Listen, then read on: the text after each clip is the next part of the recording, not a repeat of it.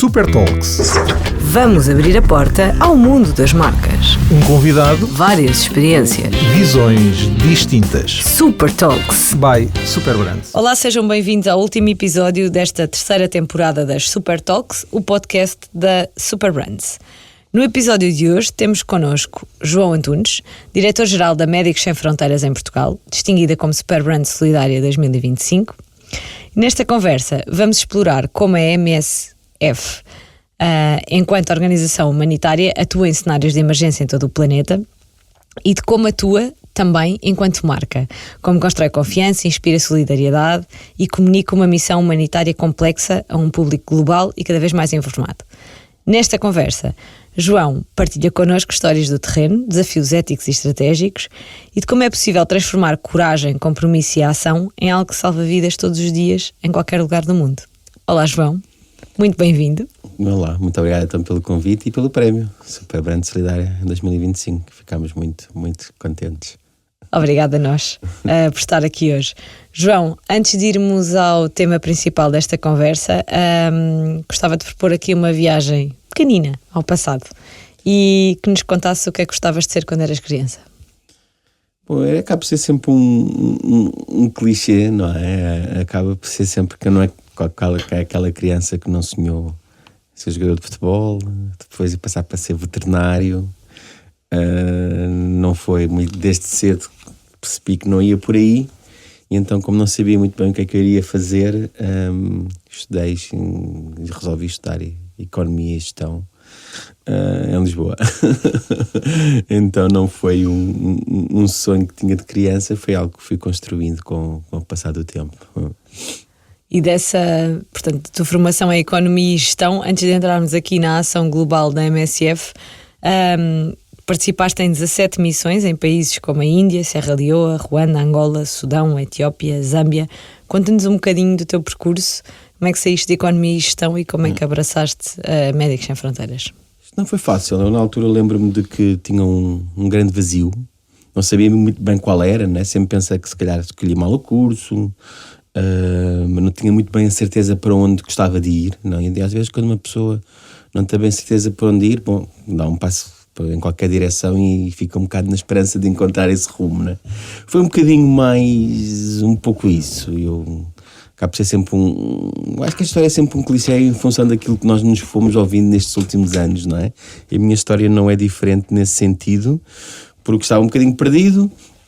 Fui fazer um Erasmus, claro, um clássico, e então depois desse Erasmus estava em Barcelona, não voltei para Portugal, comecei a trabalhar em organizações mais que têm a ver com a minha formação, que seriam multinacionais, áreas de consultoria e tudo mais, mas pronto, continuo ainda sem saber um bocadinho o que fazer, e na altura a questão era, como é que alguém formado nesta área não é consegue trabalhar em outras coisas distintas que não seja sempre, sei lá, a banca, consultorias, multinacionais, os departamentos de finanças e contabilidade. Sempre tive esse desejo de alguma ordem, de algum sentido, ou uma realidade explicada por números e por Exceis, fazendo diminuindo assim um bocadinho a coisa, mas é verdade que depois também sentia que gostaria de contribuir para algo mais, não é? Obviamente, era mais fácil se tinha sido escolhido medicina, enfermagem, a área da saúde. Na altura a área da saúde já era associada a projetos de desenvolvimento, ou por exemplo de cooperação, digamos. Em economia isso era um bocado difícil. E eu tive a sorte de um dos meus melhores amigos casar em Moçambique. Fomos ao casamento e depois aproveitei para fazer uma viagem de cerca de um mês, onde fui um bocadinho sozinho até ao norte de Moçambique nessa altura. Fiquei a conhecer organizações que não tinha conhecimento, todas elas tinham nomes de áreas da saúde, Médicos Sem Fronteiras, Médicos do Mundo, Médicos Mundo, e era assim curioso, né? Então tinha até uma certa medo em aproximar e falar com eles, e quando falava com eles, porque via-os um bocadinho por ali, e fiquei a perceber que realmente podia também trabalhar em outras áreas, não fosse só a área da saúde, mesmo em organizações que trabalham na área da saúde, né? Que acaba por ser interessante essa história, e foi assim um bocadinho que tudo começou. 2006 em Angola. E a partir daí foram 17, 18, acho que foram 18. Acho que há um meio que me falta por contabilizar. Sim. Portanto, o que acabou por te motivar a trabalhar estas causas humanitárias foi, além de teres descoberto essas organizações quando estavas de férias, foi também aquele sentido de propósito, de quereres mudar e fazer alguma coisa pelos outros. Sim, eu acho que isso também, estando em Portugal e vivendo em Portugal, acho que isso também acaba por ser muito, muito nosso. Porque nós sempre vivemos esta realidade, estamos num país que até sentimos que temos basicamente aquilo que são as nossas necessidades básicas preenchidas, mas fomos sempre debatendo com questões sobre desenvolvimento, sobre as questões de como fugir, sei lá, cenários de pobreza que se viu nos anos 60, tivemos as colónias, o processo da descolonização, essa relação ainda está muito viva, e apesar de ser um país pequeno, quase que nos convida para abrir um bocadinho mais estas, digamos, a mente e percebemos um bocadinho o para além daquilo que é a nossa realidade do dia-a-dia, não é? Então acho que era um bocado por aí. Quer dizer, vivíamos, eu cresci um caso na Margem Sul, um cenário que obviamente não era um cenário de puro desenvolvimento, digamos, havia N questões, digamos, sociais, económicas, já começas também a ter esta relação com segunda geração, eu diria, de comunidades africanas, então tudo isso também já faz parte do teu, não diria imaginário, mas um bocadinho da tua realidade. É curioso que as pessoas talvez não se apercebam disso, porque acho que depois de passar tanto estes sítios e tanto estes, digamos, países, esta imagem, esta sensação do então, dos meus 6, 8, 14 anos, ainda está muito viva e acho que é aquela que eu sempre levei para todos estes lugares, não é? E isso é um bocadinho que eu costumo dizer também. Acho que Portugal não é assim um sítio tão pequeno, encerra-se tanto em si, mas tem também muito que podemos também tirar como exemplo futuro, não é? E este acaba por ser essa situação. Acabaste por se conjugar. Falando aqui um bocadinho da Médicos Sem Fronteiras, enquanto organização humanitária internacional criada em 1971 em França por jovens profissionais de medicina, lá está, e jornalistas, para quem nos está a ouvir e não conhece tão bem a história, queres partilhar qual é o propósito, a missão e como é que funciona a organização? Lá está, já na altura já não era só médicos, era médicos e jornalistas, pronto, por isso também os jornalistas fizeram parte da organização, um pouco por isso, porque já nessa altura já havia uma consciência mais, dizemos, desenvolvida em certos países que outros. Isto era no caso de França no princípio da década de 70, que havia já N conflitos a acontecer, ou situações de emergência que tinham, muitas vezes de profunda injustiça, que tinham como consequência principal o sofrimento generalizado, muito acentuado de certa parte da população, não é? E obviamente, como muitas destas organizações com que já haviam na altura, tinham um certo mandato de neutralidade ou de não tomar um testemunho, uma ação, digamos assim, uma palavra mais forte de denúncia, e a Médicos Sem Fronteiras nasce neste sentido, isto é que o trabalho de terreno é além fronteiras, daqui os Médicos Sem Fronteiras, mas também não só nessa perspectiva, numa perspectiva de que o trabalho que é feito, se está por base de uma consequência de profundas injustiças, temos o dever e o mandato de denunciar essas mesmas injustiças, e então é como se fosse da ação que tínhamos no terreno, passasse também à palavra, e era essa, digamos, conjugar e este equilíbrio, que nem sempre é fácil, porque há muitos países, obviamente, que isto é um desafio muito grande, mas que foi isso que foi digamos aqui, o core, a base para o crescimento ou o surgimento de uma organização de nome Médicos Sem Fronteiras. A Médicos Sem Fronteiras está presente em vários cenários de emergência, como tu ainda agora acabaste de referir. Poderias partilhar alguns dos exemplos de intervenções globais mais recentes que tenham sido particularmente desafiadoras, já que falavas nesta questão, portanto, não só da ação do terreno, como da denúncia dos casos mais graves?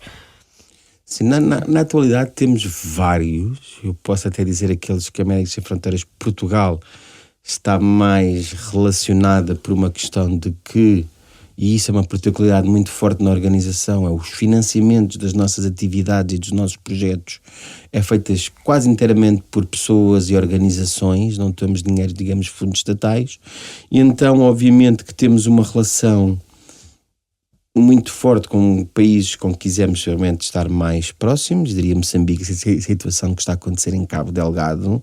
Moçambique tornou-se, em certa parte, toda a gente conhecia aquilo que conheceu no ciclone Idai, acho que foi em 2019, Entretanto, a situação derivou ali no norte do país, situação de insegurança extrema pelo surgimento de grupos organizados armados, fazem com que a população civil acabe por ser sempre um alvo e uma consequência direta. E então o que é que faz?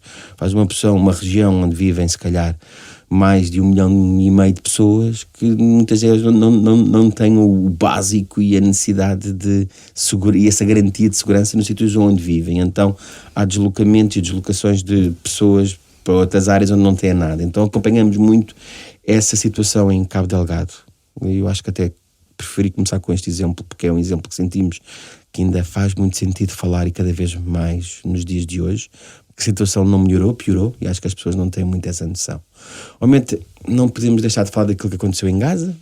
Em Gaza, imaginemos que tínhamos mais de 1.300 profissionais, grande parte também eram equipas nacionais, que eles também foram ver que em um lugar onde não haja qualquer garantia de nada de segurança para as nossas atividades. Estamos em cerca de uma dezena de estruturas hospitalares. Às vezes estamos em hospitais, às vezes estamos em centros de saúde, às vezes montamos os nossos próprios hospitais, depende um bocadinho dos objetivos e das condições que encontremos no terreno, mas em qualquer uma destas situações nunca sentimos que houvesse uma garantia deste espaço humanitário. Isto é outro clichê, voltamos outra vez a falarmos em o que é a garantia do espaço humanitário. É algo que, podia falar no direito humanitário internacional, parece que são questões também que se tornam um bocadinho já difíceis de perceber.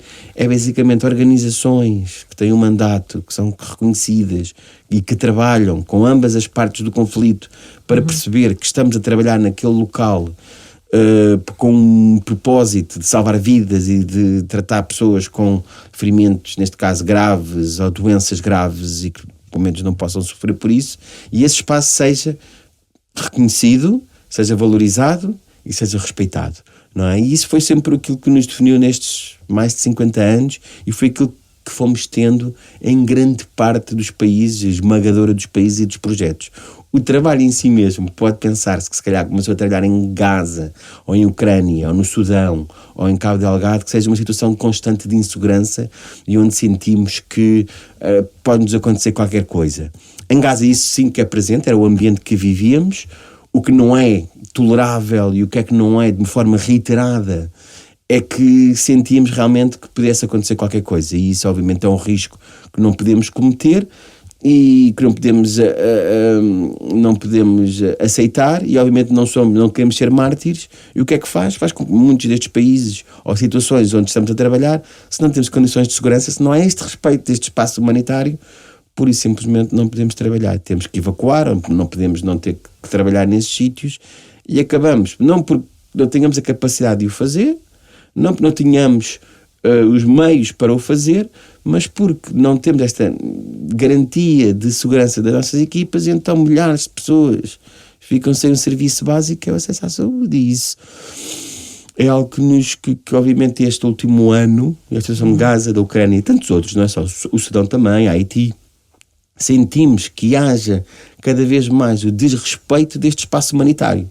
Pronto, sem ser assim um clichê, mas é sempre, sem ser aquela garantia que tínhamos, podemos trabalhar nas centros de saúde, nos hospitais, que as ambulâncias podem circular livremente, que são claramente identificadas, toda a gente os reconhece, todos os movimentos da nossa equipa são partilhados com todos os elementos desse conflito e aceites, e então não há razão para que tenhamos que sempre estar temerosos daquilo que é a nossa presença nesses locais.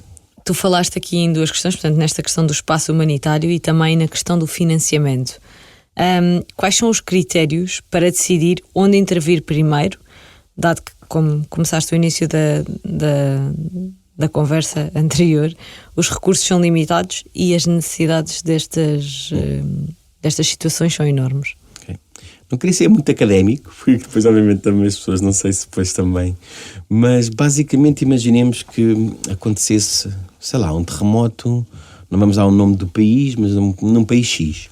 Não é? Obviamente que vemos na televisão as imagens e vemos que realmente há uma grande mobilização da ajuda humanitária e que toda uma ajuda humanitária que vai em curto espaço de tempo para esses países, né? E para essa situação. Este também é um clássico e muitas vezes quando acontecem essas questões e muitas vezes até a televisão entra em contato connosco e perguntam o que é que a Médicos Sem Fronteiras está a fazer, onde é que estão a trabalhar e estão a fazer o quê? É sempre muito difícil conseguir 30 segundos de atenção do jornalista do outro lado para tentar perceber um bocadinho aquilo que estamos a explicar. A gente, normalmente dizemos sempre que não sabemos.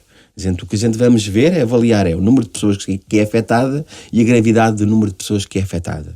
Isto é, obviamente, posso dizer, está na televisão, há sempre que são um cenário que vemos de destruição total, mas há outros sítios em que não aparecem na televisão. Hoje em dia, se fosse talvez um terremoto em um local no Afeganistão ou no Bangladesh, a dizer assim, talvez há um titular rápido, mas obviamente não podemos estar também um bocadinho de atenção com essa dos mídias, temos de estar um bocadinho perceber aquilo que está a acontecer por várias formas. E então, obviamente, se há um grande número de pessoas que é afetada e de uma forma grave, obviamente que a sua própria vida e a saúde estejam em risco, é um sítio onde podemos potencialmente trabalhar. Okay? Não iremos trabalhar obrigatoriamente que sim, porque temos que perceber se realmente os governos desses países podem dar resposta, se há outras organizações locais ou internacionais que podem dar resposta, e se não há uma resposta dada nesse sentido, pois a Médicos Sem Fronteiras muito possivelmente atuará e verá onde é que poderá ser mais necessário atuar. Um exemplo claro, por exemplo, se houvesse aqui a questão dos incêndios em Portugal e afetasse um grande número de pessoas, não é?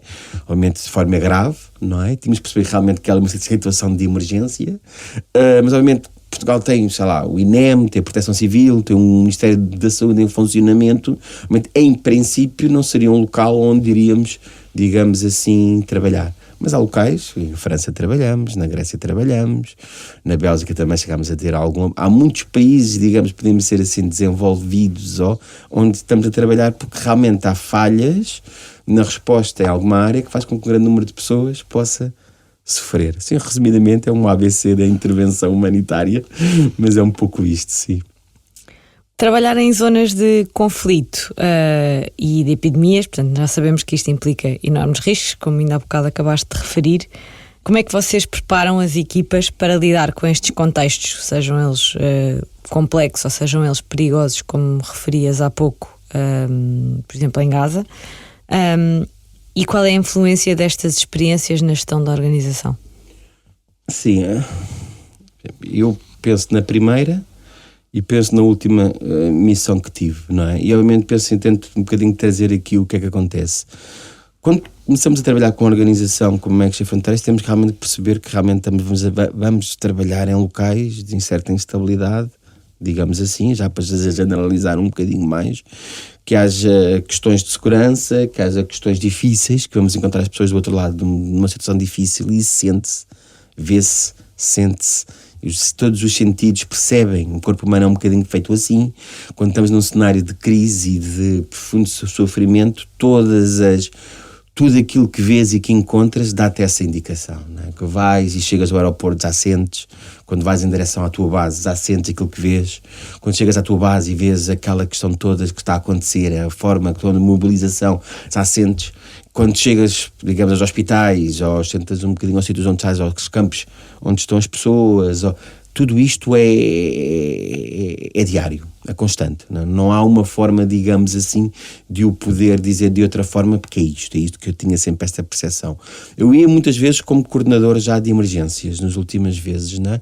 E então temos realmente que perceber que, apesar de todos estes sinais, apesar de todas estas situações, todas estas, digamos assim, visualizações que temos, nós temos realmente que nos sentir que somos profissionais na área da ação humanitária. Temos um contrato, temos experiência, temos uma formação já feita e que sabemos, durante aquilo que foi a nossa, digamos, avaliação inicial, que estamos naquele local para fazer X, Y e Z em um curto espaço de tempo e dar este serviço a um grande número de pessoas, evitando a sua morte ou agravamento do seu estado de saúde. Pronto. E isso já é um princípio orientador. Pode parecer algo muito lógico, mas quando está em uma situação de profundo caos, em que tudo está, tu tens que realmente pensar um elemento que te vai condutor para ti e para as tuas equipas. Senão as pessoas também vão, cada uma para o seu lado. A equipa da área médica vai para o hospital, a equipa da área logística está na base, na reconstrução, a equipa das finanças e recursos humanos estão a recrutar, mas depois não falam entre si, é um caos permanente e acaba também por trazer um caos para a nossa própria organização e a maneira de fazer as coisas, e isso é algo, obviamente, que nos primeiros dias é difícil, mas é algo que temos sempre que controlar. Temos sempre esta base, este princípio de zona de conforto no meio do desconforto total. E isto é muito também uma forma de liderar e gerir estas equipas, não é? Temos a questão da segurança. Essa é quase uma gestão à parte. A tua equipa, né? Estamos lá, cada um estamos a trabalhar em restaurar, sei lá, os serviços de atenção primária em 3, 4 centros de saúde. Tens lá uma zona de internamento onde podemos ter as pessoas, as crianças em estado mais grave, ter alguma capacidade cirúrgica, saúde mental, pensar também na parte da água e saneamento, tudo isso. Ao mesmo tempo, não é por partes, estão assim, tudo acontece ao mesmo tempo, e isso, obviamente, por isso está a falar nesta gestão, depois temos a segurança das nossas próprias equipas, porque não é a chegarmos lá, as pessoas aceitam-nos e dizem, aqui estão os médicos sem fronteiras, muito bem, vou trabalhar nos hospitais, estamos muito contentes que aqui estejam à vontade, e cada vez é menos assim. Cada vez é menos assim, e mesmo que temos essa emergência e essa necessidade de intervir e de ajudar as pessoas, e estamos lá e que as pessoas realmente possam perceber, temos que ter tempo e espaço para nos sentarmos, para explicar-nos quem somos, para aquilo que estamos a fazer, e em questões de segurança, mostrarmos os nossos protocolos de segurança e mostrar que estas partes que estão envolvidas nessa situação, se fosse um conflito, por exemplo, estejam... Lá está, aquilo que eu diria ao princípio, aquilo que eu disse ao princípio, né? Que nos reconheçam, que nos deem garantias e que seja algo permanente e contínuo, e não hoje sim, amanhã talvez, vamos lá ver o que é que acontece daqui a 3 dias, não é? Também, resumidamente, é um bocadinho isto, 24 horas, 7 dias por semana, muitas vezes, 3, 4 meses iniciais, é isto que é os projetos, sim. Portanto, mesmo estando presente o conforto no desconforto, digamos assim, tem que haver aqui uma série de regras quando vocês entram em ação no terreno, digamos assim, não é? Muitas vezes, e agora falo em meu nome próprio, sei lá, o coordenador de uma equipa de emergências, também lidar com a impopularidade da tua própria equipa, que é muito fácil dizer que, obviamente, temos, sei lá, um pediatra, temos de enfermeiras especialistas em parte de saúde materna e querem trabalhar no hospital, e o hospital está a 2 km ou a 3 km, e João, quando é que temos aqui o carro para irmos levar-nos ao hospital que queremos trabalhar, e queremos trabalhar na zona da maternidade ou da pediatria? Eu digo, não podemos ainda começar a trabalhar porque ainda não temos o ok, ou ainda não temos as condições de segurança necessárias. E as pessoas depois questionam, mas João, são 2 a 3 km, são 10 da tarde, eu não vim aqui para estarmos em casa. São exemplos, não é tanto assim, obviamente, porque as pessoas depois vão sendo já um bocadinho brifiadas antes de chegar, ter esta, digamos, conversa inicial, mas também é algo que não é um trabalho que te possa dizer ao princípio, não é grato, porque a tua posição, se queres ser um bocadinho gerir bem, tem que ser sempre lidar com esta resistência, muitas vezes, no terreno da tua própria equipa, das tuas próprias pessoas também com que estejas, também a tua hierarquia, as pessoas de cima também. Muitas vezes tens que sentir que realmente, sim, queremos ter o mais rapidamente possível, mas também com todas as condições, e isto também não é branco ou negro, né? Isto não é tudo, há zonas ali cinzentas que muitas vezes é uma questão de percepção, mas nunca é assim verdadeiramente popular e fácil. Isso é outra das coisas também que gosto sempre de dizer, que as pessoas, quero ir para trabalhar nestes programas de ajuda humanitária, e às vezes é uma porrada emocional que também levas por querer estar lá e ajudar. Claro. É isso, sou uma curioso, não é? Nunca pensei nisto assim, mas surgiu e é verdade. Qual é o papel de Médicos Sem Fronteiras em Portugal e de que forma é que contribui para a missão global da organização?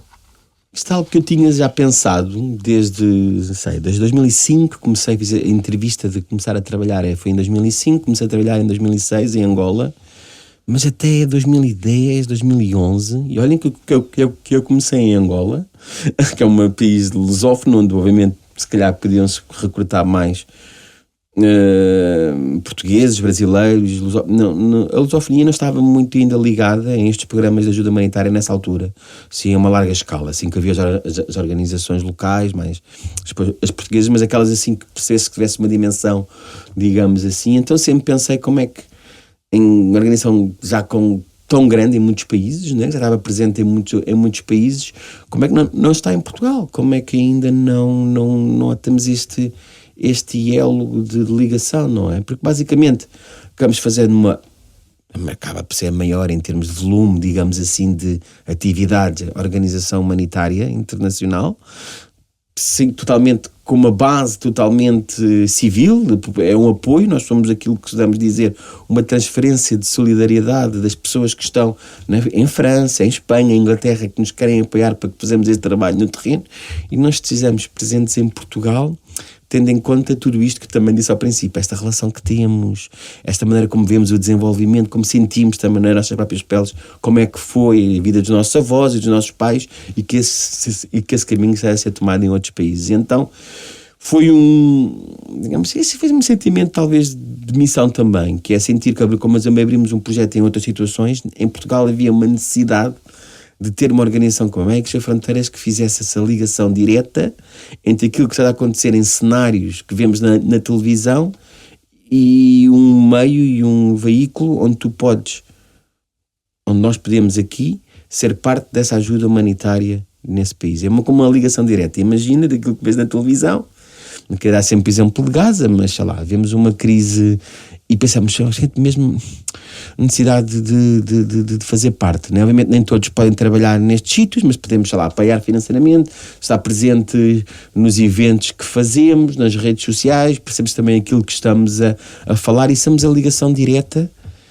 entre aquilo que está a acontecer, que esse mundo, que é quase de uma certa forma cínica, já vimos está a acontecer, dizer, bom, mas o mundo está em ebulição, já não quero bem saber, ou uma pessoa realmente preocupada, com vontade de ajudar e de também trabalhar e poder ser também parte dessa solução. E isso é brutal, é uma experiência, é uma transferência brutal. Imagino que eu estou aqui a falar contigo, e que podia ser o caso, agora já não é, mas podia ser, em que me chamavam amanhã e irem, por exemplo, para Cabo Delgado, para Mocimboa da Praia, e onde temos um hospital e vários centros de saúde, onde muitas vezes somos até as únicas pessoas que estão lá a trabalhar.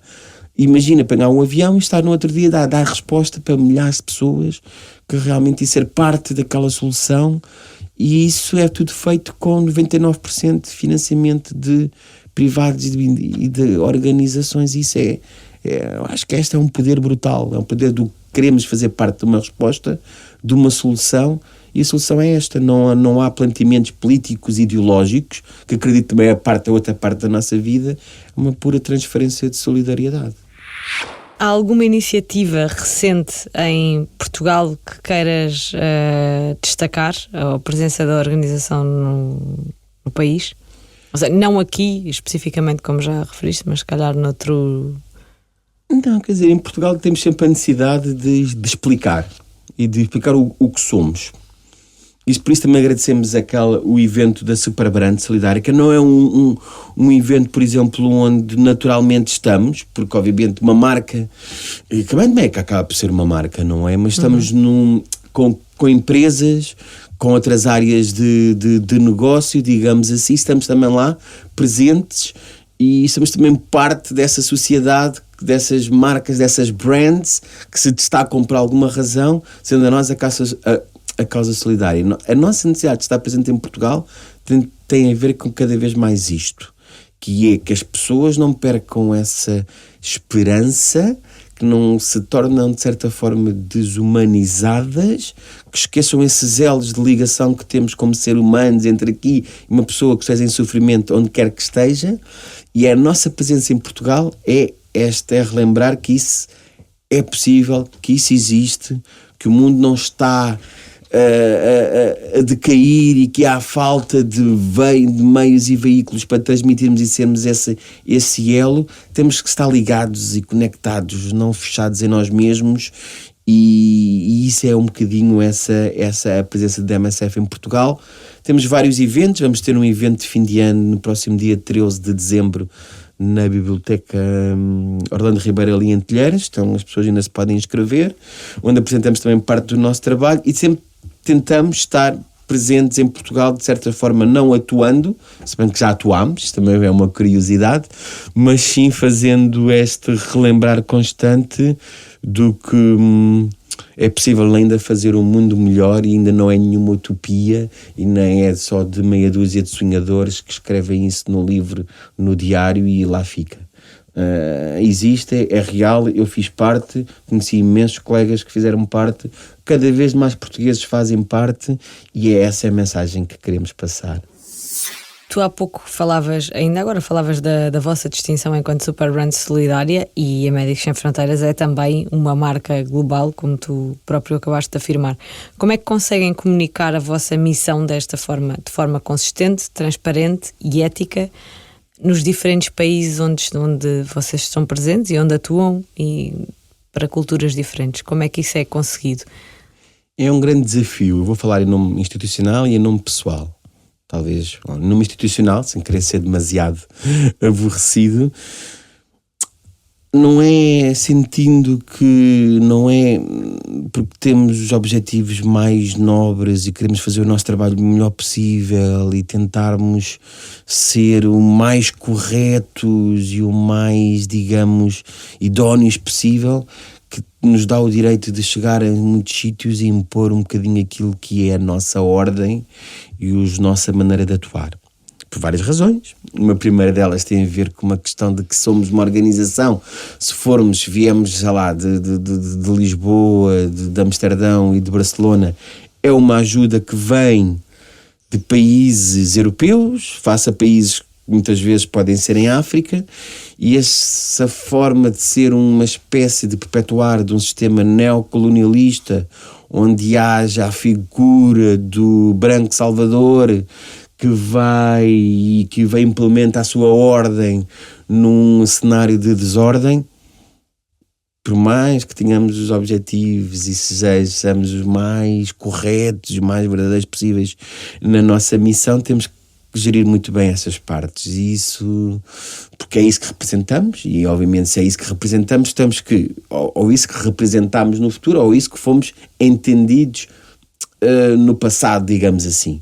E então temos que desconstruir essa imagem, primeiro, temos que construir essa forma de trabalhar, se é assim que fomos entendidos e percebidos em muitos outros contextos no passado, e temos que realmente perceber que enquanto estamos em sítios, em países onde não é a nossa cultura dominante, ou por exemplo, eu português, vou para o sítio a cultura muçulmana, tenho que passar por certos tipos de protocolos e de forma de trabalhar, que obviamente tenho que receber formação específica nesse próprio contexto, quais são as práticas gerais dessa cultura, mas mais que isso é um bocadinho de trabalho de casa, é percebermos que nesse local vamos trabalhar parte da resposta, ou grande parte da resposta, eu diria até a maior parte da resposta, vem dessas próprias comunidades, que é curioso, que é, por exemplo, imaginemos que tínhamos num sítio no Iémen, num projeto, sei lá, em Raja, onde estamos a trabalhar num hospital, onde fazemos praticamente consultas, cirurgias e tudo mais. As pessoas que vão dar essa resposta são as pessoas das próprias comunidades, ou de comunidades circundantes, ou dessas próprias culturas. E então a tua forma de atuar já não é só alguém que vem de Lisboa, ou de Amsterdão, ou de Barcelona, já é alguém que vem de Lisboa e outro que vem de Amsterdão, outro que vem de Nova Iorque, outro que vem da Austrália, que trabalha numa equipa de várias nacionalidades, mas onde a equipa dominante, digamos, a equipa desse próprio país. E então temos que nos adaptar a nós mesmos à forma de trabalhar das nossas próprias equipas e sermos também parte da resposta integrada de como as pessoas trabalham nesses próprios sítios, sendo que nós vamos potenciar essa própria resposta. Vamos dotar de meios, recursos humanos, financeiros, de forma de atuar para que sejam também a resposta venha dessas próprias comunidades. Podia dizer ao contrário, e era o outro grande clichê, que é não, trabalhamos com as comunidades, o foco está nas comunidades, que é assim, mas quis um bocadinho responder à pergunta ao contrário, para um bocadinho perceber porque é que é assim. Portanto, vocês acabam por perceber que são percebidos, passa a redundância, pelas comunidades que vocês apoiam e dão suporte. É um bocadinho isto. Sim. Imaginemos João Antunes, português de Lisboa, que vai trabalhar em Angola, uma situação, obviamente, que houve uma situação colonial no passado, e que eu entro no Ministério da Saúde, numa reunião, de uma forma arrogante, impondo, estabelecendo forma de atuar com base naquilo que são os nossos próprios protocolos, que temos, obviamente, que lhe dar resposta e que seguir, impondo essa resposta ao Ministério, aos profissionais de saúde e às próprias comunidades de uma forma quase unidirecional. Pois isso é um perpetuar deste modelo que, diremos assim, que quisemos desconstruir já há alguns anos e que, obviamente, hoje em dia temos N filtros para evitar que assim seja. No mundo mais saturado, falando aqui também da Médicos Sem Fronteiras, uma vez mais ainda como marca, saturado de informação e campanhas de solidariedade, e que nós vemos a acontecer diariamente em diferentes canais, como é que vocês mantêm não só a confiança do público, obviamente, do público falando aqui não só das comunidades que vocês apoiam, mas também das comunidades para as quais vocês comunicam, não é? Como é que se mantém esta confiança e como é que se faz isto sem perder a credibilidade, sem ferir suscetibilidades também? E acho que já falaste aqui um bocadinho nisto na resposta anterior, mas nomeadamente sem perderem a confiança e sem perderem a credibilidade, não só das comunidades como também do público em geral que vos é um grande desafio, porque obviamente sentimos que é verdade, como disseste, não? Estamos a ficar saturados de muita informação. De certa forma podemos ter este risco de ficar anestesiados com este excesso de informação e não temos espaço nem atenção, mais espaço emocional, e percebemos mais uma crise. Agora vamos falar do Sudão, vamos falar do Haiti, que é um país, já levámos 2 anos, falar de Gaza, que a situação que ainda está longe de estar terminada. Temos a Ucrânia, e temos, parece que todos os dias, e por mais canais de informação que existem, e percebemos realmente que esse excesso de informação pode nos levar a ficar, de certa forma, anestesiados e a fazer-nos mais indiferentes, poderia ser a palavra, não é? E acho que a nossa comunicação e a forma que temos de comunicar é que ficamos mais anestesiados e ignorar ou tentados um bocadinho indiferentes. Eu acho que mais tarde ou mais cedo também acaba-nos por nos passar fatura como pessoas. E isso é o João Antunes a falar, que é... podes dar mais valor à tua vida familiar, à tua vida financeira, à tua vida profissional, emocional, etc, não é? Mas, obviamente, acho que todos nós temos sempre uma necessidade de abraçar algo que seja um pouco maior que a nossa própria esfera, não sendo só a família e os nossos amigos, mas é um bocadinho mais maior a nós mesmos e sentirmos que fazemos parte de algo mais. Podemos abraçar a causas ambientais, a causas de direitos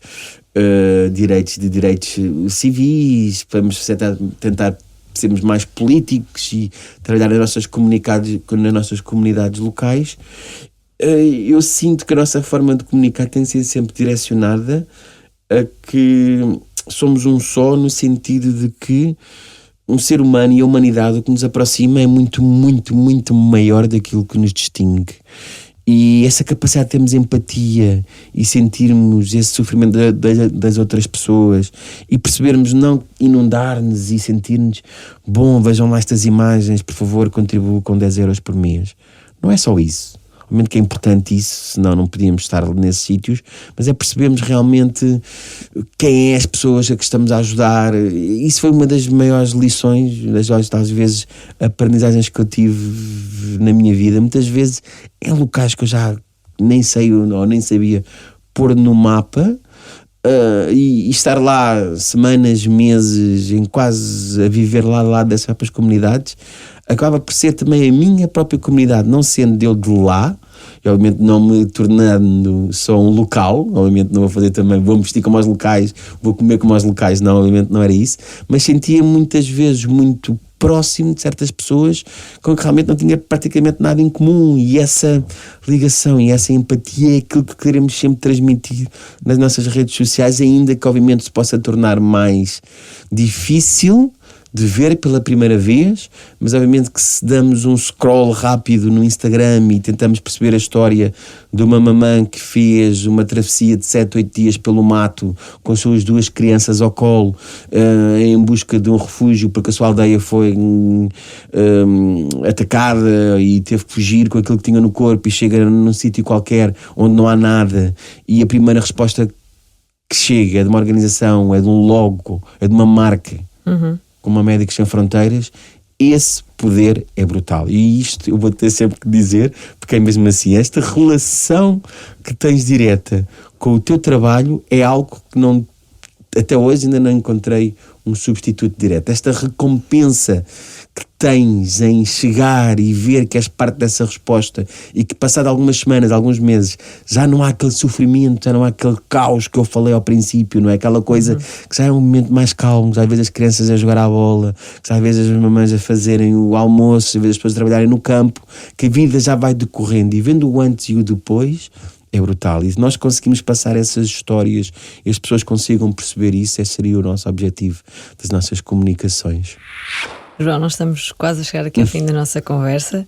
Que mensagem é que tu gostarias de deixar para quem quer apoiar causas humanitárias como a Médicos Sem Fronteiras, seja através de voluntariado, doações ou simplesmente sensibilização da população? Sim, eu até nem vou fazer publicidade para Médicos Sem Fronteiras. Há N organizações que temos a facilidade hoje em dia na sociedade de informação, que temos N acesso a diferentes organizações, a diferentes âmbitos. Talvez há 25 anos atrás não era assim, a internet ainda era algo que estava-se a desenvolver, terias que ainda ir e ver pelos teus próprios olhos e andar um bocadinho à procura na bibliografia, em bibliotecas e em algo assim mais, ir a eventos para ficar conhecedor. Eu acho que é isso, porque é altamente recompensador sentir sempre que tu fazes parte de algo mais que as tuas próprias pretensões pessoais legítimas, não é? E isso não é dizer que não somos mais egoístas ou menos egoístas, ou menos nós queremos ter a nossa família, o nosso conforto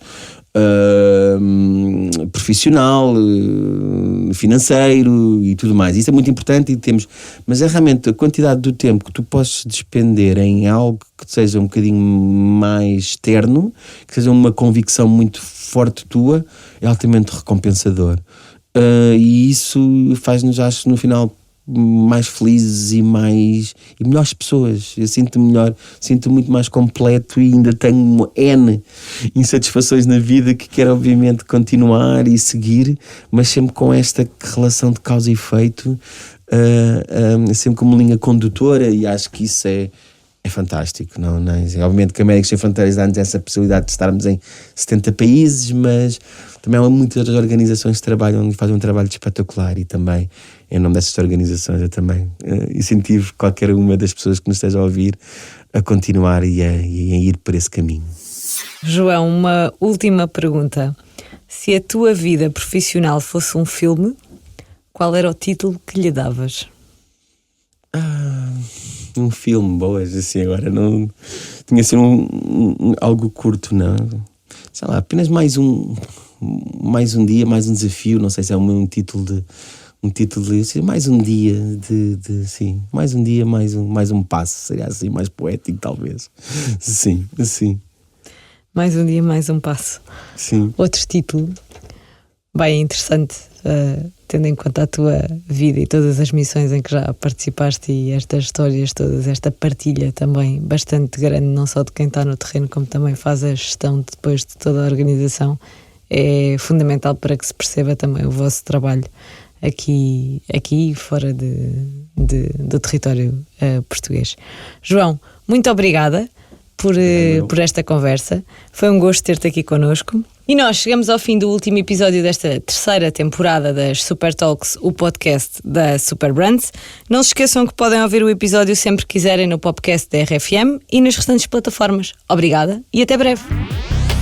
Super Talks by Super Brands.